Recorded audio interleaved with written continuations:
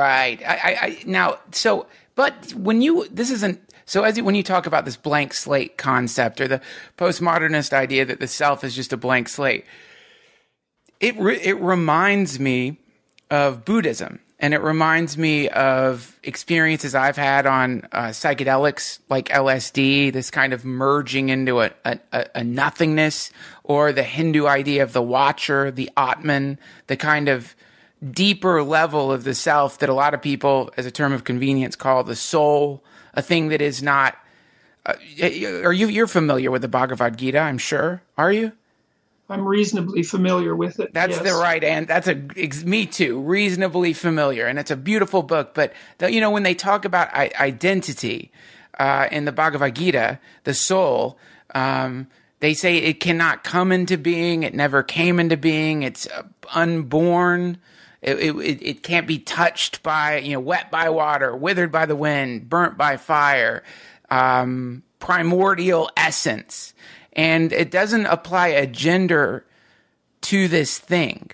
And so when the postmodernists... it's something like a conception of pure consciousness. Yes. I would say, and you see similar ideas, say, in Christianity with regards to the idea of the divine word, which is something like creative, communicative consciousness that has an eternal existence, but that's simultaneously embodied in every single person. Yes, that thing. That's the thing. And I know that you're a Christian. I heard you talk about that on Joe Rogan's podcast. So I was really interested in asking you about the simultaneous thing that we are enduring right now, which is that we have these bodies that suffer, that have gender, and yet there does seem to be something greater within us that isn't limited in that way, or even concerned about that sort of thing.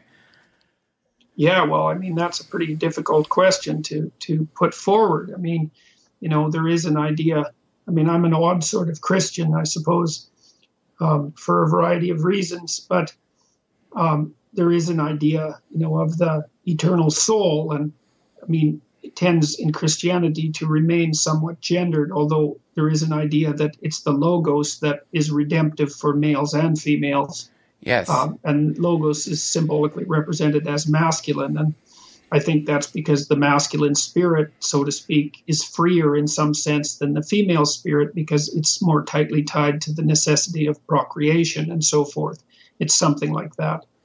I mean, there obviously is a part of, I wouldn't say obvious, societies have posited for a very long period of time that there's something about human consciousness that transcends the limitations of the finite self. Yes. And you also mentioned the use of psychedelics, and obviously that was part of your experience of discovery. There's a reasonable amount of evidence, and most of it was compiled by a man whose name, if I remember, was Wasson, who is an amateur mycologist, a student of mushrooms. Yes. Yes. R. Gordon Wasson. And he claimed that the Bhagavad Gita was produced as a consequence of ancient India's experimentation with Amanita muscaria mushrooms, which are those strange... Yes, soma, exactly. Those strange little mushrooms that are red with the white caps, which people regard as poisonous. Yes. And which have extraordinarily powerful psychoactive properties. And as far as I've been able to determine, not being an expert in that area, Wasson's hypothesis is at least reasonably well regarded. And one of the things that we don't understand in the least is the relationship between the psychedelic experience and the spiritual traditions of mankind. I mean, one of the documenters of the shamanic tradition, early documenters, was a man named Mircea Eliade, who was a historian of religions and a very profound one. And he documented the shamanic transformations. Basically, the sequence goes that the shaman is reduced to a skeletal form and then climbs a vine or a tree that connects him to the realm of the gods. And during that journey, he communicates with his ancestors and then with the gods, and then his body is purified and replaced with new flesh, yes. And he returns as a renewed human being.